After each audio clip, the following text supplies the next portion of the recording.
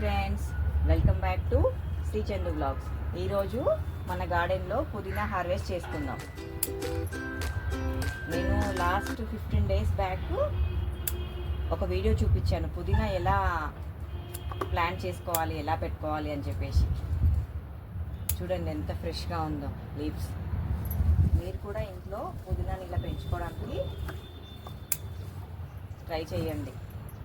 చాలా బాగుంటుంది. మన ఇంట్లో పెంచుకున్నది ఆర్గానిక్ కదా, ఎలాంటి మెడిసిన్స్ వేయకుండా ఓన్లీ మన ఇంట్లో చేసుకున్న ఫర్టిలైజర్స్ ఇచ్చి పెంచుకున్న పుదీనా చాలా ఫ్రెష్గా ఉంటుంది, టేస్టీగా ఉంటుంది. ఒక్కసారి మీరు ట్రై చేయండి ఇంట్లో.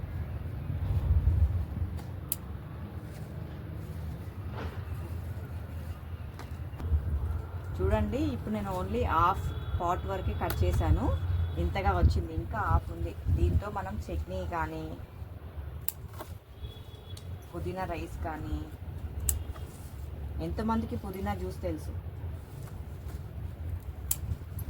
వెజిటేబుల్ సలాడ్స్లో లైట్గా పుదీనా వేసుకొని తినొచ్చు.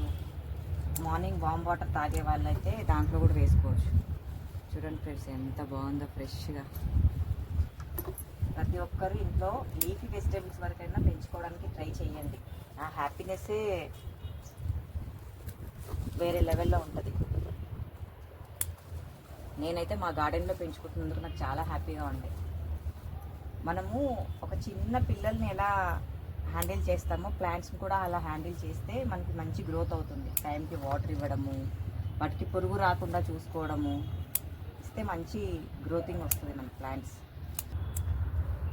చూడండి ఫ్రెండ్స్, లాస్ట్ టైం మనము పుదీనా స్టిక్స్ ఎలా ప్లాంట్ చేసుకోవాలో చూపించాను కదా పాట్లో.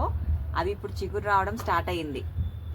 ఒక 15 daysకి ఇలా గ్రోత్ అవుతుంది. మీరు ఒక్కసారి ట్రై చేసి చూడండి. 15 daysలో అవి సేమ్ ఇలా గ్రోత్ అవుతాయి.